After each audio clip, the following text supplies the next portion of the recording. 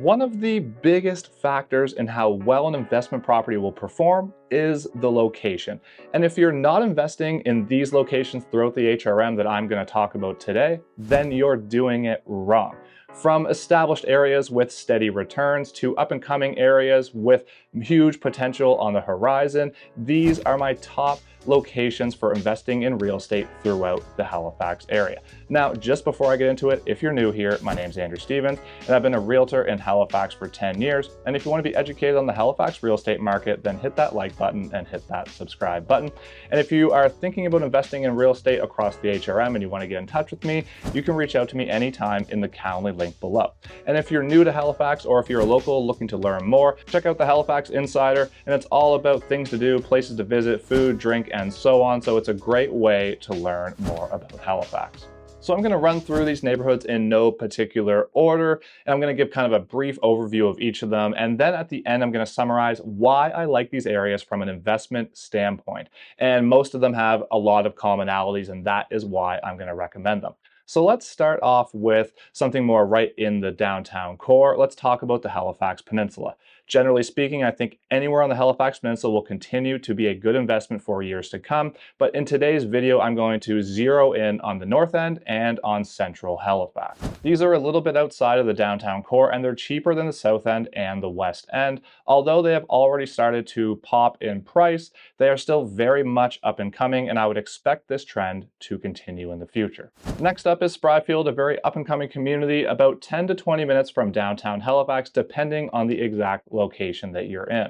This neighborhood has seen large growth over the past few years, but it is primed to continue over the coming years based on everything that's happening in the area. Next up is Dartmouth, just on the other side of the bridge, and there's a few areas specifically that I really like, which includes the North End, Woodlawn, Southdale, and downtown. Now, the downtown area has already popped quite a bit, along with a lot of the other neighborhoods that I like over here, but they are primed for a lot more growth in the future as well. Depending on where you're at, you can take the bridge or the ferry to downtown Halifax in about 10 or 20 minutes.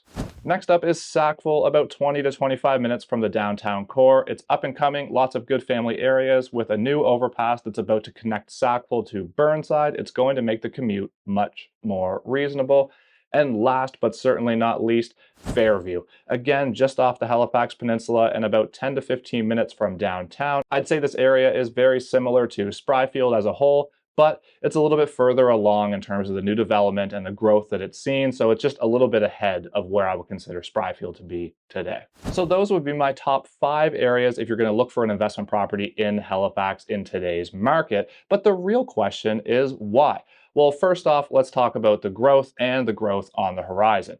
All of these areas have seen tremendous growth over the past 5 years, just like a lot of areas across the HRM, but I feel like these ones are primed to continue growing and to see big growth over the next 5 to 10 years or 20 years if you're thinking something that is that much of a long-term investment. And even though all these areas that I'm mentioning today have seen tremendous growth over the past 5 years or so, they are still considerably cheaper than something right in the downtown core of the Halifax Peninsula. And even though you're paying much less for the property, the rents are still very similar to what you're seeing in Halifax. So as an example, a friend of mine owns a 2-unit property in Lower Sackville, again, about 20 to 25 minutes from the downtown core.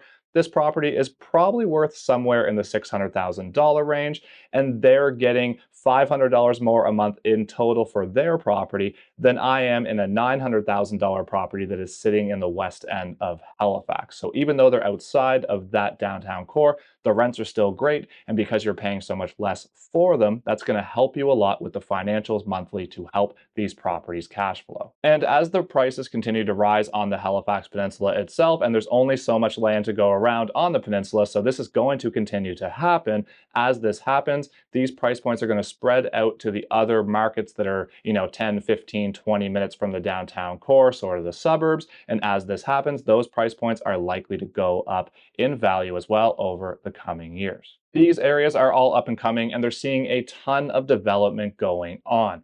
So this is another big reason why I like these areas. Although a lot of them have popped already and they're already well on their way, they're still very, very up and coming. And with all this development, it's going to make them much more attractive for people to live in, because there's going to be more amenities, there's going to be local shops, local restaurants, all these types of things are going to make the overall way of life in some of these suburbs much better. And with that increased quality of life, I believe will help see a growth in price points as well. These neighborhoods have recently seen upzoning as well in many areas, including less parking requirements. A lot can have maybe 4 units now instead of 1 or 2. And with other areas around it being upzoned as well, many new developments like apartment buildings and will be bringing in more and more density to the area. So with more density means more people, and the upzoning of specific areas and properties gives you the ability to be creative, to help buy investment properties, add units, add backyard suites, and all sorts of things like this. These areas also include a ton of multi-unit properties as a general statement. There's lots of single-family ones as well that you can maybe get creative with by adding units, especially with the new upzoning. But there's a lot of multi-unit properties already that are already operating as a multi-unit and are already legal, which will make it easier to get into and to have an investment property started, as opposed to maybe doing a single-family conversion and needing to do permits and all these types of things.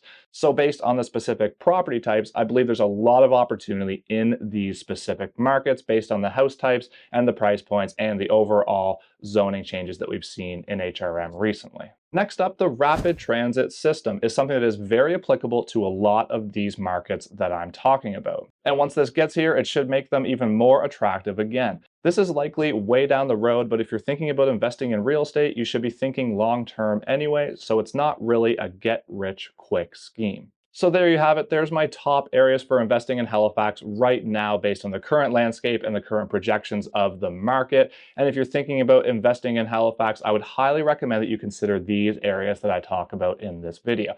And if you're thinking about starting off your investment journey, or if you're looking to add units to your portfolio and you want some help with that, you can reach out to me anytime in the Calendly link below, and I would love to help you sort out what your next investment will be. Now, if you're still here watching and you're a local, I'm really curious, what do you think? Where did I miss? Is there other areas in HRM that you really like from an investment standpoint right now? Drop it in the comments below. And if you're still here watching and you got any value out of this video, all I ask is that you hit that like button and hit that subscribe button so you don't miss any of my future content. And that'll help push it out to more people like you who may be interested in seeing more videos about the Halifax and Nova Scotia real estate market. And until next time, thank you so much for watching. I really appreciate your support, and have a great day.